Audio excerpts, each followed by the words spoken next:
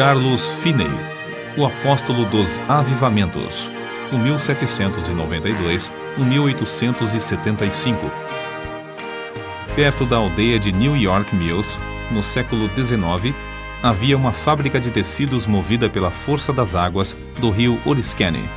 Certa manhã, os operários se achavam comovidos, conversando sobre o poderoso culto da noite anterior, ocorrido no prédio da escola pública.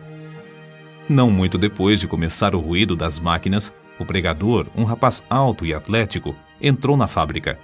O poder do Espírito Santo ainda permanecia sobre ele. Os operários, ao vê-lo, sentiram a culpa de seus pecados a ponto de terem de se esforçar para poderem continuar a trabalhar. Ao passar perto de duas moças que trabalhavam juntas, uma delas, no ato de emendar um fio, foi tomada de tão forte convicção que caiu em terra chorando. Segundos depois, quase todos em volta tinham lágrimas nos olhos, e em poucos minutos o avivamento encheu todas as dependências da fábrica. O diretor, vendo que os operários não podiam trabalhar, achou que seria melhor que cuidassem da salvação da alma e mandou que parassem as máquinas. A comporta das águas foi fechada e os operários se ajuntaram em um salão do edifício. O Espírito Santo operou com grande poder e dentro de poucos dias quase todos se converteram. Disse acerca desse pregador, Carlos Finney, que depois de ter ministrado a palavra em Gouverneur, no estado de New York, não houve baile nem representação de teatro na cidade durante 6 anos. Calcula-se que durante os anos de 1857 e 1858, mais de 100 mil pessoas foram ganhas para Cristo pela obra direta e indireta de Finney. A sua autobiografia é o mais maravilhoso relato de manifestação do Espírito Santo, excetuando o livro de Atos dos Apóstolos. Abaixo das Sagradas Escrituras, alguns consideram o livro Teologia Sistemática, de sua autoria, a maior obra sobre teologia que existe. Como explicar o seu êxito tão destacado nos anais dos servos da Igreja de Cristo? Sem dúvida, era, antes de tudo, o resultado da sua profunda conversão. Nasceu de uma família descrente e se criou em um lugar onde os membros da igreja conheciam apenas a formalidade fria dos cultos. Finney era advogado. Ao encontrar nos seus livros de jurisprudência muitas citações da Bíblia, comprou um exemplar com a intenção de conhecer as Escrituras. O resultado foi que, após a leitura, achou mais e mais interesse nos cultos dos crentes. Acerca da sua conversão, ele relata na sua autobiografia o seguinte: ao ler a Bíblia, ao assistir às reuniões de oração e ouvir os sermões de Sr. Gale, percebi que não me achava pronto a entrar nos céus. Fiquei impressionado especialmente com o fato de as orações dos crentes, semana após semana, não serem respondidas. Li na Bíblia: pedi e dar-se-vos-á, buscai e encontrareis, batei e abrir-se-vos-á. Li também que Deus é mais pronto a dar o Espírito Santo aos que lhe pedirem do que os pais terrestres a darem boas coisas aos filhos. Ouvi os crentes pedirem um derramamento do Espírito Santo se confessarem, depois que não receberam. Exortavam uns aos outros a se despertarem para pedir em oração um derramamento do Espírito de Deus e afirmavam que assim haveria um avivamento com a conversão de pecadores. Mas, ao ler mais a Bíblia, vi que as orações dos crentes não eram respondidas porque não tinham fé, isto é, não esperavam que Deus lhes daria o que pediam. Entretanto, com isso, senti um alívio acerca da veracidade do Evangelho e fiquei convicto de que a Bíblia, apesar de tudo, é a verdadeira Palavra de Deus. Foi num domingo de 1821 que assentei no coração resolver o problema sobre a salvação da minha alma e ter paz com Deus. Apesar das minhas grandes preocupações como advogado, resolvi seguir rigorosamente a determinação de ser salvo. Pela providência de Deus, não me achei muito ocupado nem segunda nem terça-feira, e consegui passar a maior parte do tempo lendo a Bíblia e orando. Mas ao encarar a situação resolutamente, achei-me sem coragem para orar, sem tapar o buraco da fechadura. Antes, deixava a Bíblia aberta na mesa com os outros livros, e não me envergonhava de lê-la diante do próximo. Mas então, se entrasse alguém, eu colocaria um livro aberto sobre a Bíblia para escondê-la. Durante a segunda e a terça-feira, a minha convicção aumentou, mas parecia que o coração se havia endurecido. Eu não podia chorar nem orar. Terça-feira, à noite, senti-me muito nervoso e parecia-me estar perto da morte. Reconhecia que, se eu morresse, por certo iria para o inferno. De manhã cedo, fui para o gabinete. Parecia que uma voz me perguntava: por que esperas? Não prometeste dar o coração a Deus? O que experimentas fazer? Alcançar a justificação pelas obras? Foi então que vi claramente, como qualquer vez depois, a realidade e a plenitude da propiciação de Cristo. Vi que sua obra era completa, e em vez de eu necessitar de uma justiça própria para Deus me aceitar, tinha de sujeitar-me à justiça de Deus por intermédio de Cristo. Sem o saber, fiquei imóvel. Não sei por quanto tempo, no meio da rua, no lugar onde a voz de dentro se dirigiu a mim. Então, me veio a pergunta: aceitá-lo-ás agora? Hoje? Repliquei: aceitá-lo-ei hoje, ou me esforçarei para isso até morrer. Em vez de ir ao gabinete, voltei para entrar na floresta, onde podia derramar a alma sem alguém me ver nem me ouvir. Porém, o meu orgulho continuava a se manifestar. Passei por cima de um alto e andei furtivamente atrás de uma cerca, para que ninguém me visse, e pensasse que ia orar. Penetrei dentro da mata a cerca de meio quilômetro, onde achei um lugar mais escondido entre algumas árvores caídas. Ao entrar, disse a mim mesmo: entregarei o coração a Deus, ou então não sairei daqui. Mas, ao tentar orar, o coração não queria. Pensara que, uma vez sozinho, onde ninguém pudesse ouvir-me, podia orar livremente. Porém, ao experimentar fazê-lo, achei-me sem coisa alguma a dizer a Deus. Toda vez que tentava orar, parecia-me ouvir alguém chegando. Por fim, achei-me quase em desespero. O coração estava morto para com Deus e não queria orar. Então, reprovei-me a mim mesmo por ter me comprometido a entregar o coração a Deus antes de sair da mata. Comecei a pensar que Deus já me tivesse abandonado. Achei-me tomado de uma fraqueza demasiadamente grande para ficar de joelhos. Foi justamente nessa altura que pensei novamente que eu via alguém se aproximando e abri os olhos para ver. Logo foi-me revelado que o orgulho do meu coração era a barreira entre mim e a minha salvação. Fui vencido pela convicção do grande pecado de eu envergonhar-me se alguém me encontrasse de joelhos perante Deus, e bradei em alta voz que não abandonaria o lugar, nem que todos os homens da terra e todos os demônios do inferno me cercassem. Gritei: ora, um vil pecador como eu, de joelhos perante o grande e santo Deus. Confesso-lhe os pecados e me envergonho dele perante o próximo, pecador também, porque me encontro de joelhos para achar paz com o meu Deus ofendido. O pecado parecia-me horrendo, infinito. Fiquei quebrantado até o pó perante o Senhor.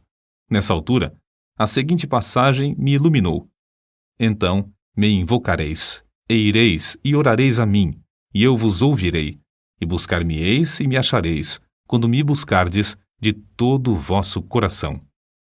Continuei a orar e a receber promessas e apropriar-me delas. Não sei por quanto tempo. Orei até que, sem saber como, achei-me voltando para a estrada. Lembro-me de que disse a mim mesmo: se eu me converter, pregarei o Evangelho. Na estrada, voltando para a aldeia, certifiquei-me da preciosa paz e da gloriosa calma na minha mente.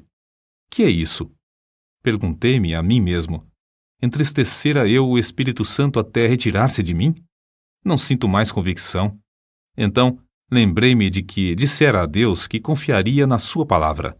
A calma de meu espírito era indescritível. Fui almoçar, mas não tinha vontade de comer. Fui ao gabinete, mas meu sócio não voltara do almoço. Comecei a tocar a música de um hino no rabecão, como de costume. Porém, ao começar a cantar as palavras sagradas, o coração parecia derreter-se e só podia chorar. Ao entrar e fechar a porta atrás de mim, parecia-me ter encontrado o Senhor Jesus Cristo face a face. Não me entrou na mente, na ocasião, nem por algum tempo depois, que era apenas uma concepção mental. Ao contrário, parecia-me que eu o encontrara como encontro qualquer pessoa. Ele não disse coisa alguma, mas olhou para mim de tal forma que fiquei quebrantado e prostrado aos seus pés. Isso, para mim, foi, depois, uma experiência extraordinária, porque parecia-me uma realidade, como se ele mesmo ficasse em pé perante mim, e eu me prostrasse aos seus pés, e lhe derramasse a minha alma. Chorei alto e fiz tanta confissão quanto foi possível entre soluços. Parecia-me que lavava os seus pés com as minhas lágrimas. Contudo, sem sentir ter tocado na sua pessoa. Ao virar-me para me sentar, recebi o poderoso batismo com o Espírito Santo. Sem o esperar, sem mesmo saber que havia tal para mim, o Espírito Santo desceu de tal maneira que parecia encher-me corpo e alma. Senti-o como uma onda elétrica que me traspassava repetidamente. De fato, parecia-me como ondas de amor liquefeito, porque não sei outra maneira de descrever isso. Parecia o próprio fôlego de Deus. Não existem palavras para descrever o maravilhoso amor derramado no meu coração. Chorei de tanto gozo e amor que senti. Acho melhor dizer que exprimi, chorando em alta voz, as inundações indizíveis do meu coração. As ondas passaram sobre mim, uma após outra, até eu clamar: morrerei se estas ondas continuarem a passar sobre mim. Senhor, não suporto mais. Contudo, não receava a morte. Não sei por quanto tempo este batismo continuou a passar sobre mim e por todo o meu ser, mas sei que era já noite quando o dirigente do coro veio ao gabinete para me visitar. Encontrou-me nesse estado de choro, aos gritos, e perguntou: Sr. Finney, que tem? Por algum tempo não pude responder-lhe. Então ele perguntou mais: Está sentindo alguma dor? Com dificuldade, respondi: Não, mas sinto-me demasiado feliz para viver. Saiu e, daí a pouco, voltou acompanhado por um dos anciãos da igreja. Esse ancião sempre foi um homem de espírito ponderado e quase nunca ria. Ele, ao entrar, encontrou-me no mesmo estado, mais ou menos como quando o rapaz o foi chamar. Queria saber o que eu sentia e eu comecei a lhe explicar. Mas, em vez de responder-me, foi tomado de um riso espasmódico. Parecia impossível evitar o riso que procedia do fundo do seu coração. Nessa altura, entrou certo rapaz que começara a frequentar os cultos da igreja. Presenciou tudo por alguns momentos, até cair ao chão em grande angústia de alma, clamando: Orem por mim!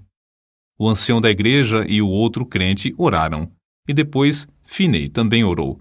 Logo após todos se retirarem, deixando Finney sozinho. Ao deitar-se para dormir, Finney adormeceu, mas logo acordou por causa do amor que lhe transbordava o coração. Isso aconteceu repetidas vezes durante a noite. Sobre isso, ele escreveu depois: Quando me acordei de manhã, a luz do sol penetrava no quarto. Faltam-me palavras para exprimir os meus sentimentos ao ver a luz do sol. No mesmo instante, o batismo do dia anterior voltou sobre mim. Ajoelhei-me ao lado da cama e chorei pelo gozo que sentia. Passei muito tempo sem poder fazer coisa alguma senão derramar a alma perante Deus. Durante o dia, o povo se ocupava em falar da conversão do advogado. Ao anoitecer, sem qualquer anúncio do culto, ajuntou-se uma multidão no templo. Quando Finney relatou o que Deus fizera na sua alma, muitos foram profundamente tocados. Um sentiu-se tão convicto que voltou a casa sem o chapéu. Certo advogado afirmou: É claro que ele é sincero, mas que enlouqueceu é evidente. Finney falou e orou com grande liberdade. Realizavam-se cultos todas as noites por algum tempo, aos quais assistiam pessoas de todas as classes. Esse grande avivamento espalhou-se para muitos lugares em redor. Finney continuou: Por 8 dias, depois da sua conversão, o meu coração permanecia tão cheio que não sentia desejo de comer nem de dormir. Parecia-me que tinha um manjar para comer que o mundo não conhecia. Não sentia necessidade de alimentar-me nem de dormir. Por fim, cheguei a ver que devia comer como de costume e dormir quanto fosse possível. Grande poder acompanhava a palavra de Deus. Todos os dias, admirava-me ao notar como poucas palavras, dirigidas a uma pessoa, traspassavam-lhe o coração como uma seta. Não demorei muito em ir visitar meu pai. Ele não era salvo, O único membro da família que fizera a profissão de religião era meu irmão mais novo. Meu pai encontrou-me no portão e me perguntou: "Como tem passado, Carlos?" Respondi-lhe: "Bem, meu pai, tanto no corpo como na alma.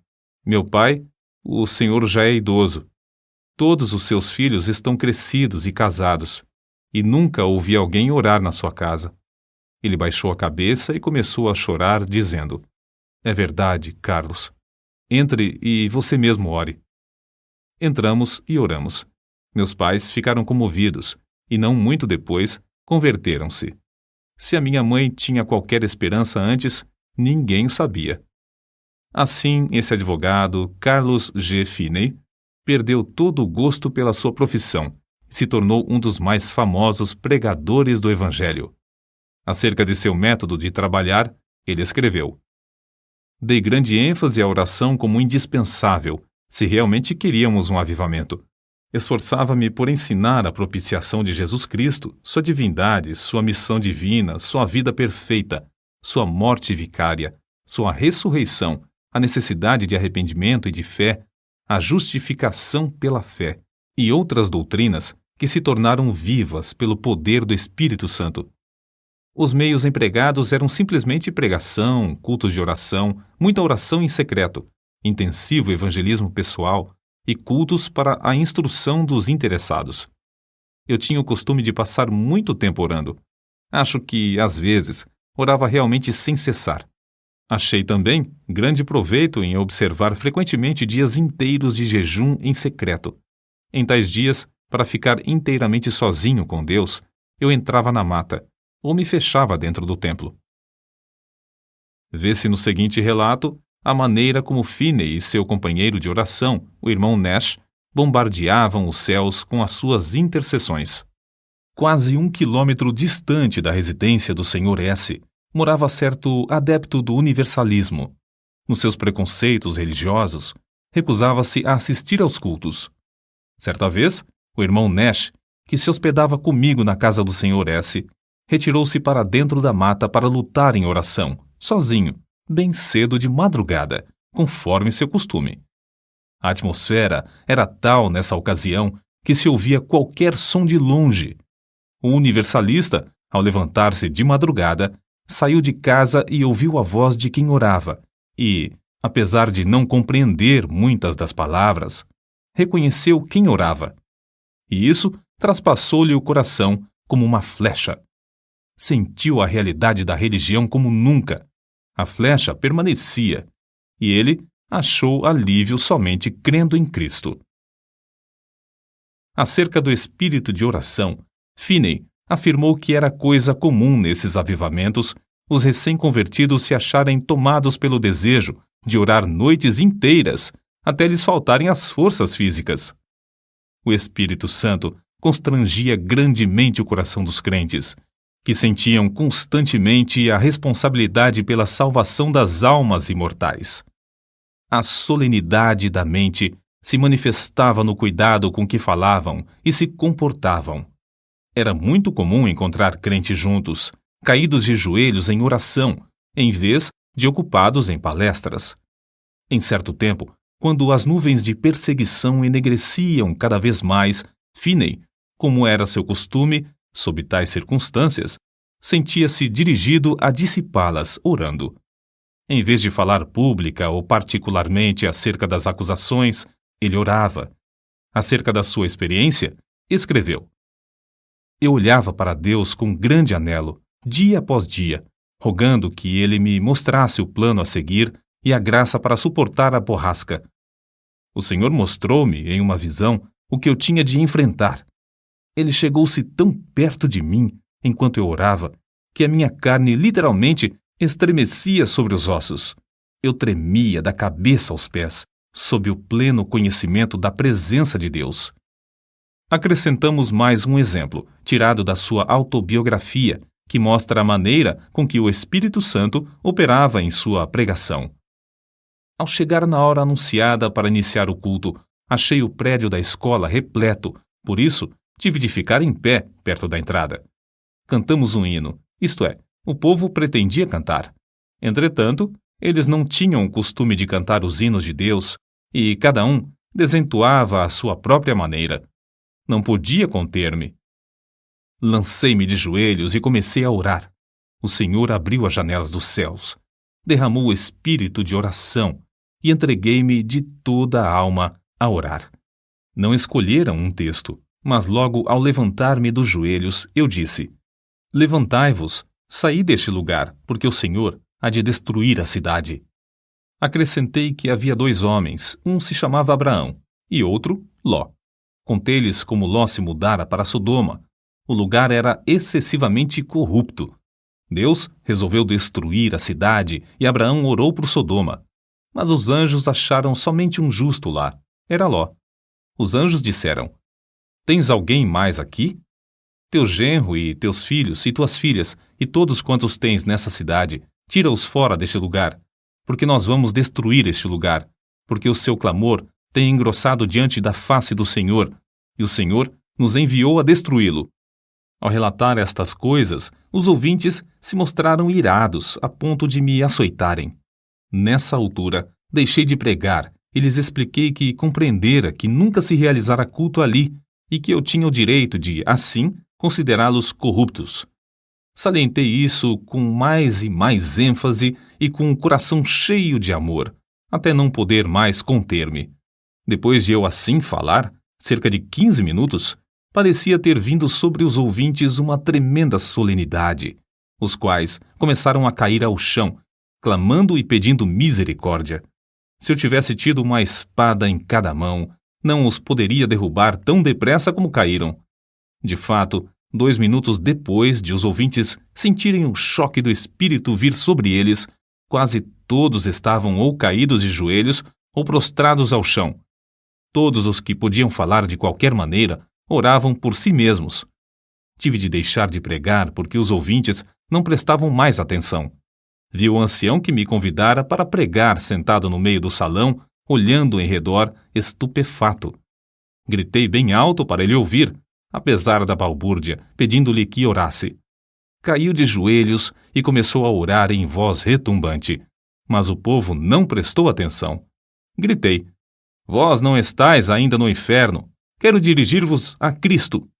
O coração transbordava de gozo ao presenciar tal cena. Quando pude dominar os meus sentimentos, virei-me para um rapaz que estava perto de mim. Consegui atrair a sua atenção e preguei a Cristo, em voz bem alta, ao seu ouvido. Logo, ao olhar para a cruz de Cristo, ele acalmou-se por um pouco e então rompeu em oração pelos outros. Depois, fiz o mesmo com um outro, depois com mais outro e continuei assim, tratando com eles até a hora do culto da noite, na aldeia. Deixei o ancião que me convidara a pregar para continuar a obra com os que oravam. Ao voltar, havia tantos clamando a Deus que não pudemos encerrar a reunião, que continuou o resto da noite. Ao amanhecer o dia, alguns ainda permaneciam com a alma ferida. Não se podiam levantar e, para dar lugar às aulas, foi necessário levá-los a uma residência não muito distante. De tarde mandaram chamar-me porque ainda não findara o culto. Só nesta ocasião cheguei a saber a razão de o auditório agastar-se da mensagem. Aquele lugar cognominava-se Sodoma, e havia somente um homem piedoso lá, a quem o povo tratava de Ló. Era o ancião que me convidara a pregar. Depois de já velho, Finney escreveu acerca do que o Senhor fez em Sodoma. Embora esse avivamento caísse tão repentinamente sobre eles, era tão empolgante ver que as conversões eram profundas e a obra permanente e genuína. Nunca ouvi falar em qualquer repercussão desfavorável. Não foi só na América do Norte que Finney viu o Espírito Santo cair e abater os ouvintes em terra. Na Inglaterra, durante os 9 meses de evangelização que Finney promoveu lá, multidões também se prostraram enquanto ele pregava. Em certa ocasião, mais de 2.000 de uma vez. Alguns pregadores confiam na instrução e ignoram a obra do Espírito Santo. Outros, com razão, rejeitam tal ministério infrutífero e sem graça. Oram a Deus para que o Espírito Santo tome a direção e alegram-se no grande progresso da obra de Deus. Mas ainda outros, como Finney, Dedicam-se a buscar o poder do Espírito Santo sem desprezar a arma de instrução e veem resultados incrivelmente mais vastos. Durante os anos de 1851 a 1866, Finney foi diretor do Oberlin College e ensinou a um total de 20.000 estudantes. Dava mais ênfase ao coração puro e ao batismo no Espírito Santo do que à preparação do intelecto. O resultado foi que, de Oberlin, saiu uma corrente contínua de alunos cheios do Espírito Santo. Assim, após o término de uma campanha intensiva de evangelismo e no meio dos seus esforços no colégio, em 1857, Finney via cerca de 50.000, todas as semanas, converterem-se a Deus. By My Spirit, Jonathan Goforth, página 183. Os diários de New York, às vezes, quase não publicavam outras notícias senão do avivamento. Suas lições aos crentes sobre avivamento foram publicadas primeiro em um jornal e depois em um livro de 445 páginas que se intitulava Discursos sobre Avivamentos. As primeiras 2 edições, de 12.000 exemplares, foram vendidas logo ao saírem do prelo. Outras edições foram impressas em vários idiomas. Uma só editora em Londres publicou 80.000. Entre suas outras obras de circulação mundial, contam-se as seguintes: sua autobiografia, Discursos aos Crentes e Teologia Sistemática. Os convertidos nos cultos de Finney eram pela graça constrangidos a andar de casa em casa para ganhar almas. Ele mesmo se esforçava para preparar o maior número de obreiros em Oberlin College, mas o desejo que ardia sempre em tudo era o de transmitir a todos o espírito de oração. Pregadores como Abel Carey e Father Nash viajavam com ele e, enquanto ministrava a palavra, eles continuavam prostrados em oração. Vejamos isso nas palavras de Finney. Se eu não tivesse o espírito de oração, não alcançaria coisa alguma.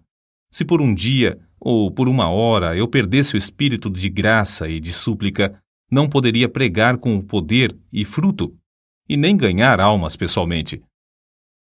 Para que alguém não julgue que a obra era superficial, citamos outro escritor.